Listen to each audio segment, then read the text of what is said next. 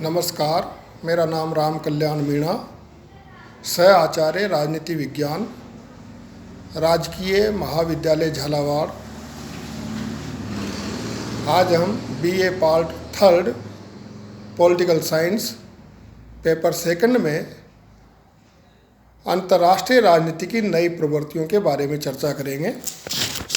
दूसरे महायुद्ध के बाद अंतर्राष्ट्रीय राजनीति में कौन कौन सी नई प्रवृत्तियां उभरी है, जैसे गुट निरपेक्ष आंदोलन की प्रासंगिकता। अंतर्राष्ट्रीय राजनीतिक व्यवस्था में आए परिवर्तनों से गुट निरपेक्ष आंदोलन की प्रासंगिकता का प्रश्न विचारणीय मुद्दा बन गया है। शीत युद्ध के अंत, द्विध्रुवीय विश्व व्यवस्था के स्थान पर एक ध्रुवीय विश्व व्यवस्था के उदय, सोवियत संघ के पतन आदि से सहज में ही ये प्रश्न किया जाने लगा कि क्या निर्गुट आंदोलन अप्रासंगिक तो नहीं हो गया है। खाड़ी संकट, अफगान संकट तथा मार्च-अप्रैल 2003 में ऑपरेशन इराकी फ्रीडम के समय नाम की कोई खास भूमिका नहीं रही। एक आलोचक के अनुसार कहने को निर्गुट राष्ट्रों के आंदोलन में अब भी 120 देश हैं, पर वे हैं इस समय बिल्कुल बेबस। उसमें पहले भी कोई विशेष दमखम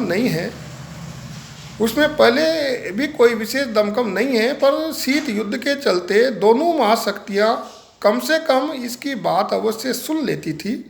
अब इस आंदोलन की इतनी पूछ भी नहीं है। हाँ, निर्गुट आंदोलन की बैठकें बराबर हो रही है, पर इसके सदस्य देशों की माली हालत इतनी नाजुक है कि इसके नेता हर समय विश्व बैंक से कर्जे की अर्जी के लिए वाशिंगटन में मौजूद रहते हैं। विश्व बैंक में अकेले अमेरिकी नेता हर समय विश्व बैंक से कर्जे की अर्जी के लिए विश्व बैंक में अकेले अमेरिका का सर्वाधिक 20% हिस्सा है। उसकी मर्जी के बिना वहाँ से कौड़ी भी नसीब नहीं हो सकती। इसलिए ये देश फिलहाल अमेरिका के सामने खड़े होने की हैसियत में नहीं है। आर्थिक तंगी, भ्रष्टाचार, बढ़ती हुई गरीबी और जन असंतोष के कारण निर्गुट आंदोलन के देश राजनीतिक अस्थिरता से पीड़ित है, इसलिए ये आंदोलन मृत है।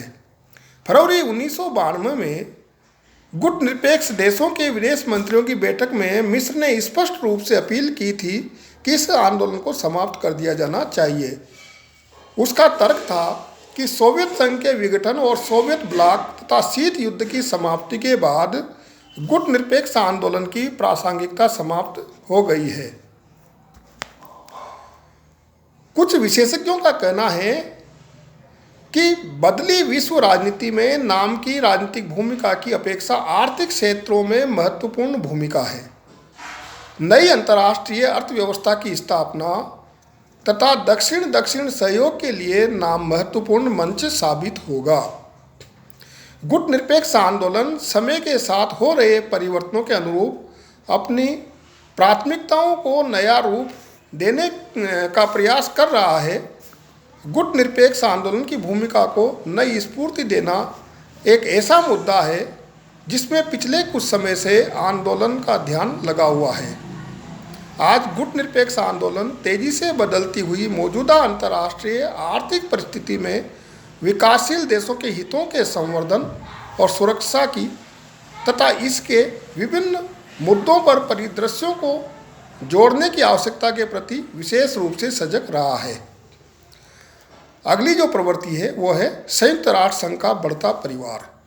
1945 में राष्ट्र संघ के सदस्यों की संख्या 51 थी और आज 193 हो गई है। आज न केवल संयुक्त राष्ट्र की सदस्य संख्या में वृद्धि हुई है, अपितु अंतर्राष्ट्रीय राजनीति में उसकी सक्रियता भी बढ़ी है। संयुक्त राष्ट्र, उसके 17 विशेष अभिकरण एवं 14 मुख्य कार्यक्रम और निधियां विश्व के किसी भी कोने के प्राय सभी मानवों से संबद्ध है। हाल ही में ईरान इराक युद्ध की समाप्ति में, नामीबिया की स्वतंत्रता में, कुवैत को इराक से मुक्त कराने में, कंबोडिया में शांति बहाल कराने में तथा अफगानिस्तान में शांति बहाल कराने में संयुक्त राष्ट्र संघ की महत्वपूर्ण उपलब्धियां रही है। यद्यपि मार्च अप्रैल 2003 में अमेरिका ने सुरक्षा परिषद की उपेक्षा करते हुए ऑपरेशन इराकी फ्रीडम के अंतर्गत इराक पर आक्रमण कर उसे अपने नियंत्रण में ले लिया। इससे संयुक्त राष्ट्र की प्रतिष्ठा पर आंच आई और वह अप्रासंगिक दिखलाई पड़ा। इराक मसले ने साफ कर दिया कि संयुक्त राष्ट्र विश्व की एकमात्र महाशक्ति के लिए तभी तक प्रासंगिक है जब तक उसके जेबी संगठन के रूप में काम करने के लिए तैयार है। आजकल ये महसूस किया जा रहा है कि द्विध्रुवीय विश्व व्यवस्था की समाप्ति के बाद अमेरिका की एकमात्र महाशक्ति रह जाने से संयुक्त राष्ट्र के सबसे महत्वपूर्ण अंग सुरक्षा परिषद का इस्तेमाल कूटनीतिक हथियारों के रूप में किया जा रहा है। अतः सुरक्षा परिषद का आधार व्यापक बनाने और उसे अधिक लोकतांत्रिक बनाने की तत्काल आवश्यकता है। आजकल सुरक्षा परिषद के पुनर्गठन की मांग जोर पकड़ती जा रही है। संयुक्त राष्ट्र महासभा के अध्यक्ष रजाली इस्माइल की अध्यक्षता वाले कार्यदल ने सुरक्षा परिषद की सदस्यता 15 से बढ़ाकर 24 करने का सुझाव दिया। अगली जो प्रवृत्ति है वह है सैनिक गुटबंदियों का घटता महत्व।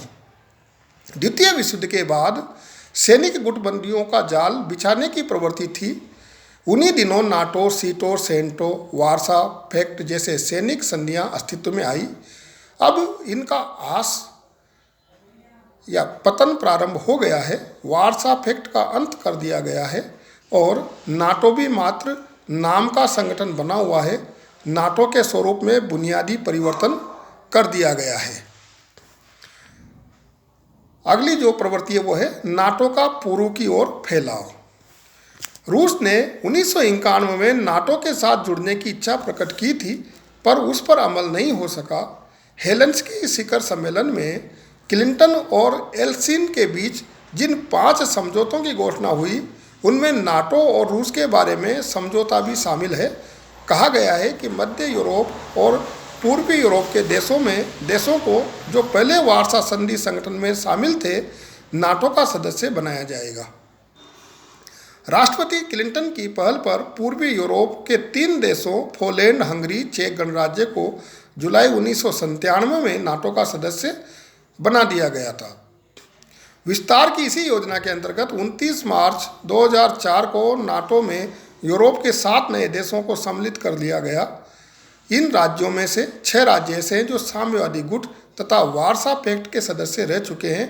ये राज्य है Bulgaria, Latvia, Estonia, Romania, Lithuania और स्लोवाकिया। नाटो अब रूस के दरवाजे पर दस्तक दे रहा है। पूर्व सोवियत राष्ट्रपति गोर्बाचेव के अनुसार नाटो के पूर्व की ओर फैलाव के बड़े गंभीर नतीजे निकल सकते हैं और द्वितीय विश्व युद्ध के बाद पश्चिमी देशों की यह पहली बड़ी भूल होगी। धन्यवाद।